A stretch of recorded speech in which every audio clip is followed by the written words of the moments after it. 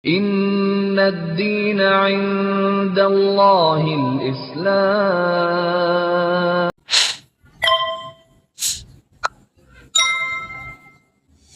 Pulang, kami lagi jamaah, saya di depan, 4 anak saya di belakang, mukenahnya ditarik, langsung dibakar di depan. Kalau bapak saya, kamu tuh bodoh. Apalagi dengan saya pulang, keadaannya saya tidak bawa apa-apa. Setidaknya kamu bawa mobil satu, uang nggak ada, ini nggak ada, apa-apa nggak ada. Nanti kamu makan macam mana? Saya tak pikirkan kau, kalau mau mati silakan. Saya cuma mikirkan anak koja, mau makan apa. Sakit dong. Sholat, waktu itu udah nerapkan tuh sholat tuh 5 waktu dan lain sebagainya. Nah, biasanya kami sholat itu di waktu papinya tidak ada di rumah, dengan keadaan pintu pun juga tertutup. Hari itu kami sholat maghrib, pintu kami nggak kunci.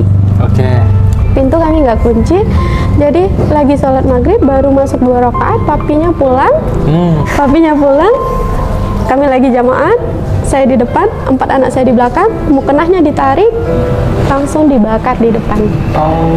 Jadi anak saya tuh bilang, papi, itu punya Cece, Cece mau pakai itu, gitu kan.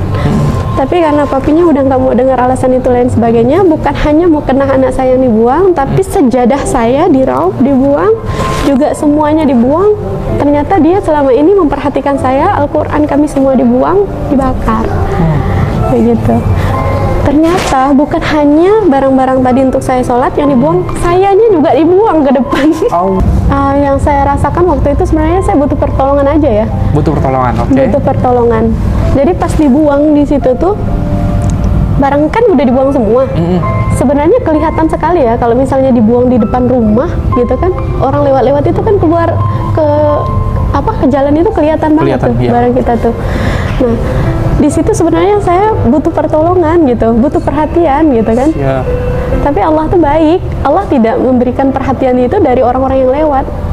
Tapi Allah membiarkan orang itu seperti tidak melihat kejadian itu semua. Jadi di situ saya sedih sekali karena kenapa? Kok nggak ada ya orang yang peduli sama saya gitu? Kok nggak ada ya orang yang peduli sama saya gitu? Jadi di situ sebelum kita diusir di luar, sebenarnya sempat ada, mohon maaf ya, pemukulan dan lain sebagainya. Gitu. Jadi dipukul pakai meja dan lain sebagainya. Cuma saya bilang sama, kan saya ada asisten rumah tangga. Saya bilang sama asisten rumah tangga saya, anak-anak bawa dulu ke dalam, amankan, pastikan mereka tidak melihat kejadian ini apapun itu yang terjadi, kalian nggak usah keluar. Saya bilang gitu. Ini urusan saya sama dia. Jadi meja itu dipotong, dipukul ke saya. Jadi saya hanya diam aja gitu, karena kan saya yang salah ya. Tapi kalau dulu saya tidak berpikir saya salah, saya betul. Karena memang lagi dahsyatnya hidayah ya. Iya gitu. Betul. Jadi sekarang ini baru saya sadar, oh saya yang salah. Tapi saya nggak berani ngelawan gitu kan. Ya udah saya diam aja, karena kalau misalnya saya ada perlawanan pasti akan lebih parah lagi. Gitu. Nah akhirnya tuh udah capek kan, mungkin kan dia, jadi dibuang. Sayanya yang diusir, udah kamu pulang aja. Jadi saya nangis-nangis telepon bapak, Pak, saya diusir gitu kan, jemput saya. Pak, saya diusir, saya bilang gitu. Kenapa? Karena ini gitu kan. Ya udah, bapak saya nggak nanya apa-apa, langsung adik saya disuruh jemput saya. Kita pulang semuanya, pulang ke rumah. Saya kira bapak saya baik, tapi ternyata memang baik sekali. Sampai di sana itu pulang, diam kan bapak tuh. Ini semua pasti salah kau, gitu kan. Kau tuh bodoh. Bapak itu udah muslim. Udah muslim. Tapi tidak mengerti Islam. Berarti bapak mualaf juga ya? Iya, mualaf juga. Oke, lanjut Kak. Nah, jadi di situ kata bapak saya, kamu tuh bodoh. Apalagi dengan saya pulang, keadaannya saya tidak bawa apa-apa. Setidaknya kamu bawa mobil satu, uang nggak ada, ini nggak ada, apa-apa nggak ada. Nanti kamu makan macam mana? Saya tak pikirkan kau, kalau mau mati silakan. Saya cuma mikirkan anak koja, mau makan apa. Sakit dong hati saya. Di situ, di fase itu ibaratnya saya lagi butuh seseorang yang ibaratnya tenang ya, kamu pasti bisa, kamu semangat ya gitu, yang nyemangatin saya.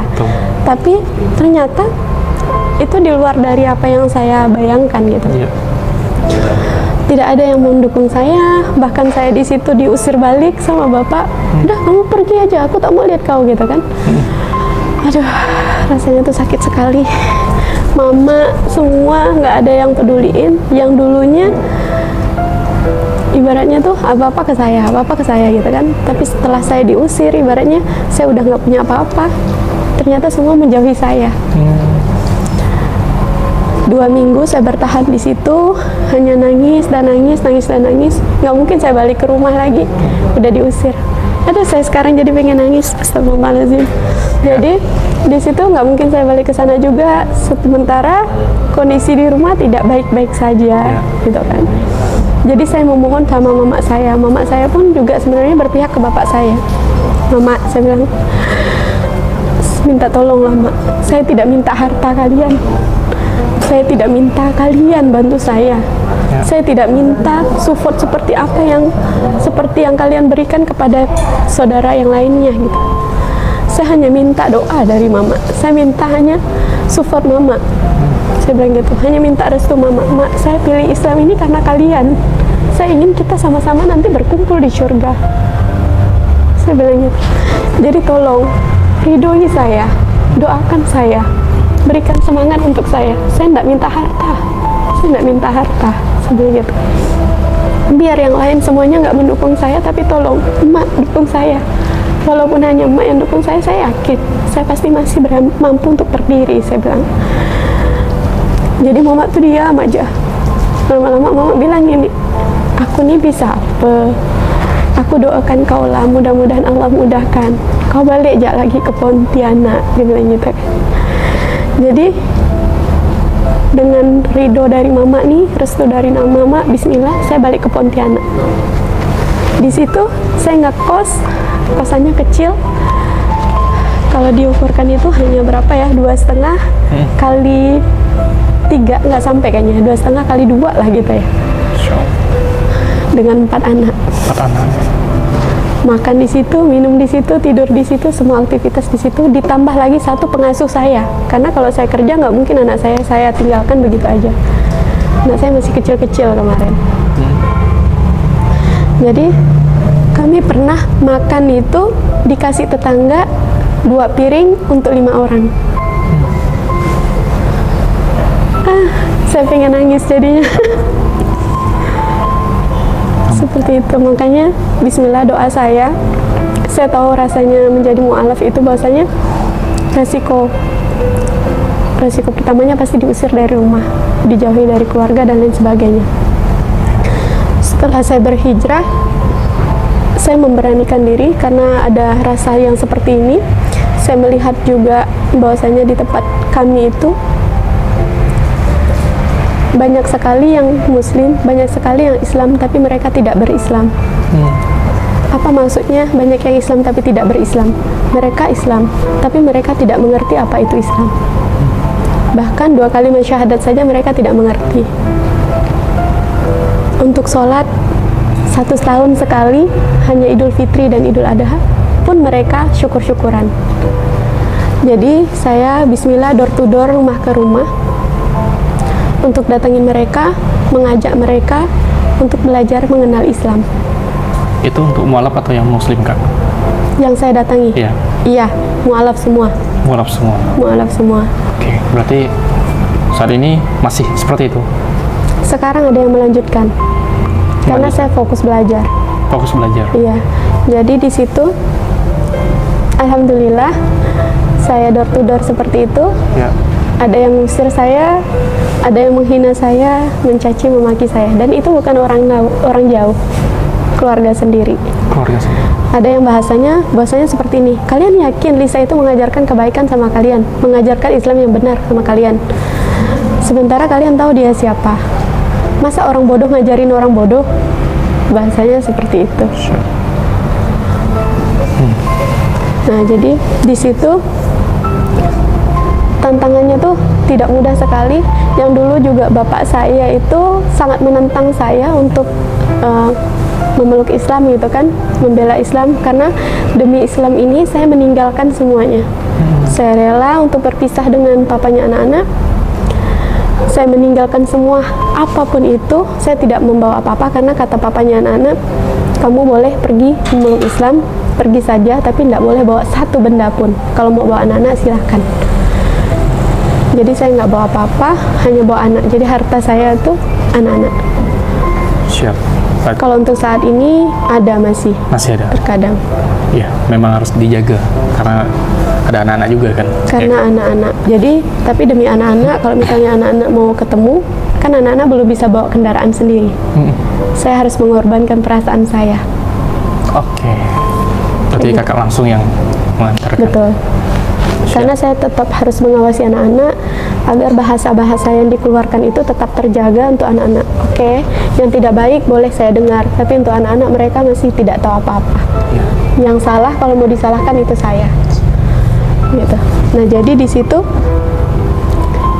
alhamdulillah kita yang telah di waktu mau buka TPA, kan saya langsung buka TPA ya kemarin. Oh, udah buka TPA berarti. Alhamdulillah Di mana, Kak? di Toho. Di Toho. Oke, di Toho. Itu udah berapa lama, Kak? Dari tahun 2021 kemarin. Oke, berarti udah lama juga ya. Pas saya mulai hijrah, Berarti pas hijrah langsung kepikiran bergerak, gitu ya. langsung bergerak Oke, siap. gitu. Sekarang di Pontianak ngekos kan? Berarti di Ngekos. sana nggak jalan lagi. Di sana ada yang lain melanjutkan. Ada yang lain melanjutkan. Posisi kakak udah mengajarkan atau? Posisi saya kemarin hanya menggerakkan, jadi Menggerakkan. mengajak orang untuk bergerak, mengajak orang untuk ibaratnya menuju kebaikan. Saya menjanjikan surga sama mereka, Oh, oke. menjanjikan pahala dengan mereka. Siap. Saya bilang kalau untuk bayar uang kalian, gaji kalian itu nggak bisa. Saya nggak punya, saya bilang gitu. Kadang saya untuk kesini aja isi bensin itu cukup-cukup pas-pas. Kadang saya pergi nggak bawa uang, pulang dari sini saya dikasih bapak. Saya bilang gitu. Siap. Nah, jadi saya hanya menjanjikan pahala sama mereka, menjanjikan surga sama mereka. Dan alhamdulillah mereka mau, ada ya juga yang mau bergerak gitu, mau mengajarkan di situ. Siap. Kak. Nah, di situ karena saya tidak bisa untuk mengajar tadi yang Mas bilang, jadi saya cari orang yang bisa ngajar. Apa tujuan utama kakak? Kenapa pengen gitu meninggalkan yang udah nyaman nih tadi? Masuk Islam langsung dapat kesulitan, itu kan suatu pengorbanan yang luar biasa ya. Nah, apa sebenarnya tujuan untuk melakukan itu semua? Pertama kan tadi kita ingin mendapatkan ketenangan Ya. hati, kenikmatan iman. Untuk tujuan kita mendapatkan surga, saya rasa hampir semua orang pun itu. Ya, Termasuk mohon maaf, yang non pun juga tujuannya itu. siap, betul. Kalau saya saat ini dan sampai saat ini di depan ini gitu kan, saya ingin mengajak lebih banyak lagi umat di dunia itu merasakan kenikmatan iman Islam. Oh, Masya Allah. Jadi bukan hanya banyak, saya melihat bahwasanya orang itu bisa mengaji, bahkan mereka itu mengaji dengan baik dan benar, tajwid dan lain sebagainya mereka bagus sekali. Tapi mereka tidak mengerti apa yang mereka baca. Oke, siap. Jadi seperti tadi yang saya katakan bahwasanya banyak mereka itu sudah Islam tapi tidak berislam. Mereka syar'i tapi tidak bersyar'i. Ya. Apa maksudnya gitu kan? Udah Islam tapi mereka tidak mengenal apa kenikmatan Islam itu. Udah bersyar'i, berpakaian tertutup dan lain sebagainya, tapi mereka tidak menjalankan syariat Islamnya. Mohon maaf, tadi yang makannya masih apa aja boleh dimakan gitu kan, Iya. yang masih sembarang, tidak memperdulikan halal atau tidak halalnya. Terus mohon maaf lagi bagi yang wanita sudah bersyar'i tapi masih membicarakan saudara sendiri, Ya. seperti itu. Masih banyak lagi yang saya lihat bahwasanya mereka bersyar'i tapi tidak, mereka syar'i tapi tidak bersyar'i. Nah, itu tujuannya, saya ingin mengajak lebih banyak orang bahwasanya kalau udah berislam, rasakan kenikmatan Islam itu. Kalau sudah syar'i, bagaimana caranya supaya bersyar'i gitu.